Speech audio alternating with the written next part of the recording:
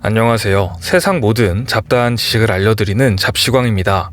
오늘은 오랜만에 트럼프의 재선에 대한 이야기를 하려고 합니다. 트럼프의 재선 관련해서 이전 영상에서 카멀라 해리스라든지 엘리자베스 워렌 같은 복병 같은 경쟁자들의 이야기도 다루었었는데요. 하지만 이제는 민주당의 경선이 끝나서 큰 이변 없이 조 바이든 전 부통령으로 트럼프의 상대는 결정된 상태입니다. 감염병 사태 때문인지 민주당 경선이 큰 이슈를 끌지 못하고 조용히 끝난 듯한 느낌인데요.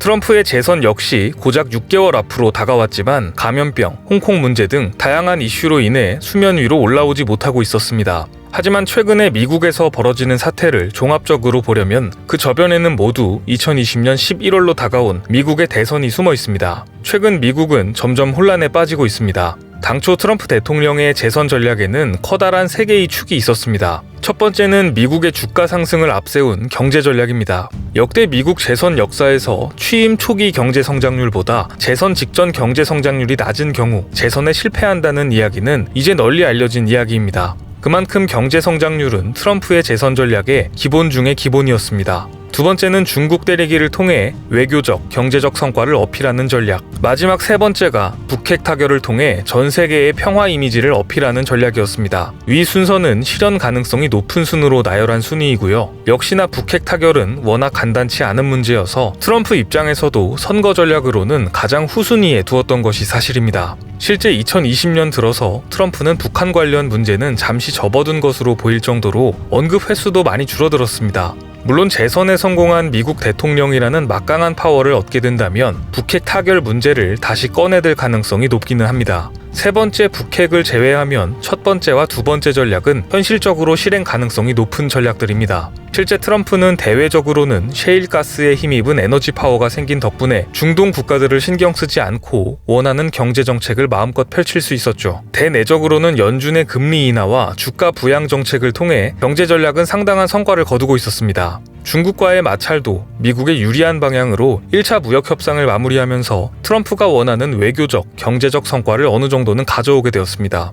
그런데 이렇게 착착 진행되어 가던 트럼프의 재선 준비에 엄청난 변수가 등장합니다. 바로 전 세계를 강타한, 그 중에서도 특히 미국을 가장 강력하게 강타한 감염병 사태입니다. 미국의 혼란은 트럼프 대통령의 재선 전략의 혼란으로 이어지게 되고 그 혼란을 풀기 위해 트럼프는 또다시 중국으로 눈을 돌리게 됩니다. 실제 트럼프의 참모진은 최근 들어 재선 전략에 한 가지를 더했습니다. 바로 미국인들의 분노를 중국으로 돌리고 이를 통해 지지율을 가져가겠다는 전략입니다. 27일 미국의 여론조사 기관 퓨리서치 센터에서 홈페이지에 게재한 보고서를 보면 미국인들의 반중 정서가 심화되고 있으며 감염병 사태 이후 실시한 여론조사에서 미국 성인 남녀의 3명 중 2명인 66%가 중국에 대해 부정적으로 평가했다고 전했습니다. 또한 71%는 시진핑 중국 국가주석이 글로벌 문제에서 잘못하고 있다고 답했으며 84%는 중국 정부가 제공한 정보를 신뢰할 수 없다고 답했습니다. 트럼프 대통령은 이 점을 이용하고 있습니다. 감염병 사태의 책임을 끊임없이 중국에 묻고 있으며 최근에는 대만에 이어 홍콩 문제까지 수면 위로 올리며 갈등을 키우고 있습니다. 그리고 이 전략은 어느 정도 먹혀가는 것처럼 보였습니다.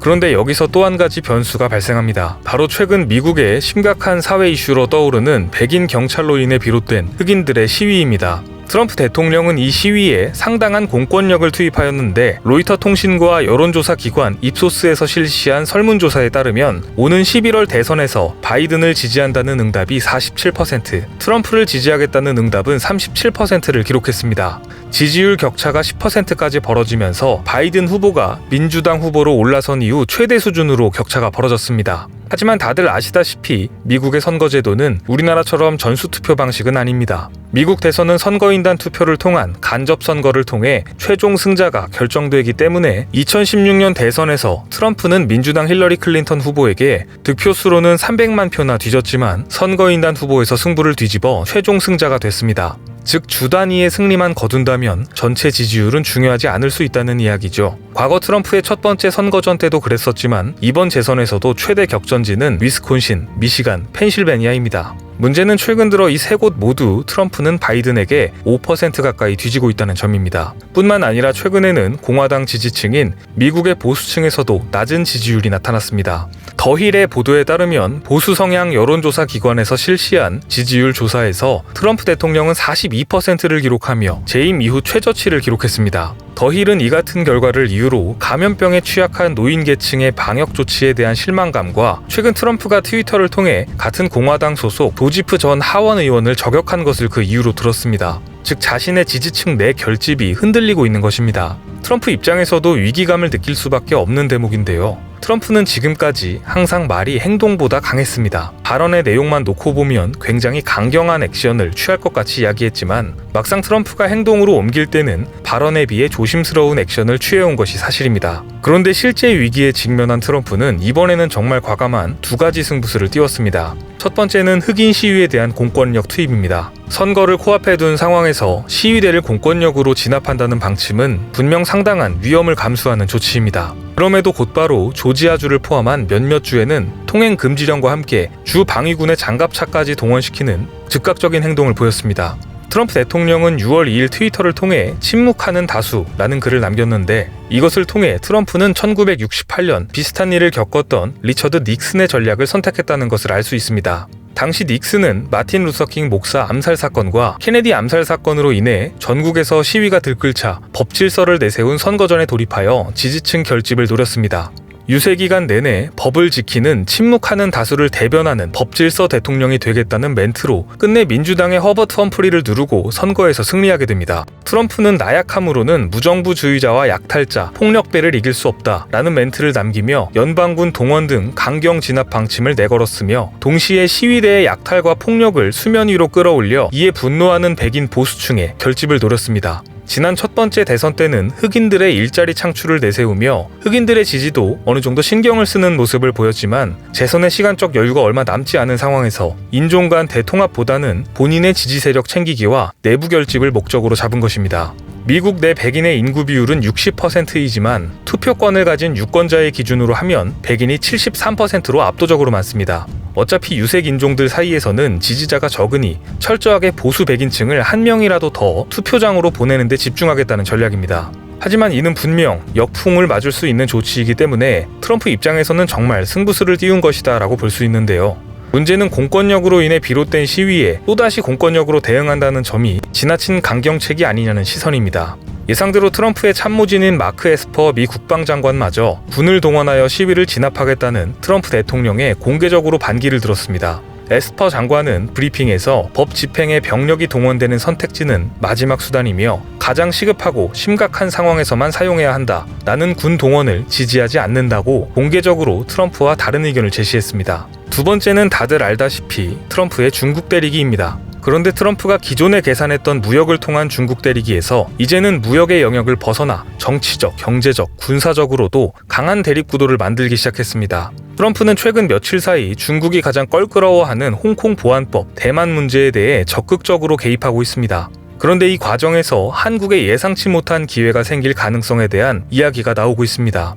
먼저 트럼프는 G7 정상회담을 9월로 연기하고 이 자리에 한국, 호주, 인도, 러시아를 초청하겠다는 발언을 했습니다. 당시 이 발언이 처음 보도되었을 때 이것이 과연 일회성 초청, 즉 4개국이 옵저버 역할인 것인지 아니면 G11의 정식 멤버가 되며 선진국 그룹을 재편하겠다는 것인지 의견이 분분했었습니다. G7의 의장국인 미국은 다른 회원국의 반대가 없으면 어느 나라든 의결권이 없는 옵저버 자격으로 초청할 수 있는 권한이 있습니다. 한국도 실제 지난 2008년 일본 홋카이도에서 열린 G8 정상회담에 옵저버로 참석한 적이 있습니다. 그런데 최근 보도 내용을 살펴보면 트럼프의 목적은 옵저버 형태가 아니라 사실상 한국이 G11의 정식 멤버가 되는 쪽으로 선진국 그룹을 아예 재편하겠다는 의도로 보입니다. G11의 재편은 한국 입장에서는 독이 든 성배일 수 있다는 의견도 있지만 그만큼 엄청난 기회가 되는 것도 사실입니다.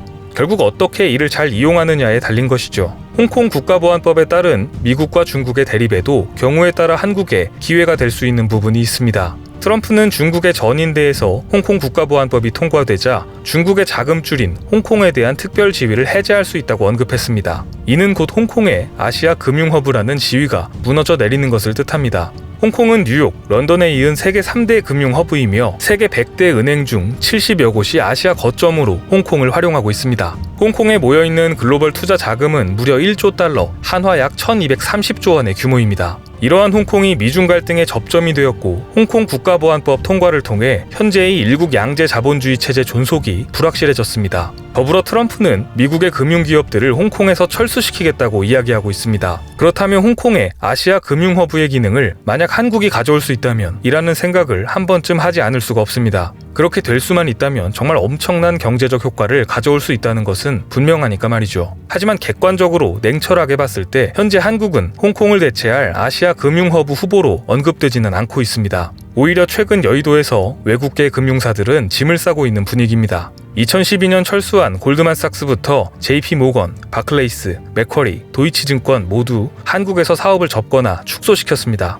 영국 컨설팅 그룹이 매년 공개하는 금융도시 순위에서 2015년 서울은 10위권 안에 처음으로 든 이후 꾸준히 하락하여 올해 서울은 33위로 발표되었습니다. 객관적으로는 영어, 법률, 세금 제도에서 모두 강점을 갖춘 싱가포르가 유력하게 부상하고 있습니다. 하지만 난세에는 객관성이 꼭 지위를 보장해주지 않습니다. 또한 현재 미국 대통령은 누구도 예측할 수 없는 도널드 트럼프이며 심지어 재선 레이스에서 심각한 위기에 몰려있는 형국입니다. 한국이 이때 적극적으로 나서서 해외 자본에 대한 금융제도 개편을 진행함과 동시에 트럼프의 재선과 중국과의 대립구도에 결정적 역할을 하게 되는 딜을 한다면 홍콩의 아시아 금융허브 지위를 가져오지 말라는 법도 없습니다. 상대는 정치인이자 사업가인 트럼프니까 말이죠. 분명한 사실은 가만히 있는다고 G11의 정식 멤버와 아시아 금융허브라는 지위는 절대 주어지지 않는다는 점입니다. 일본도 나서기 시작했습니다. 홍콩의 대체지를 도쿄로 만들기 위해 작년 말부터 일본 정부 관계자들이 직접 홍콩을 방문해 해외 투자사들의 세금 감면 등 각종 혜택을 강조하고 돌아갔으며 그 결과 실제로 상당수의 외화 예치금이 도쿄로 이동하기도 했습니다.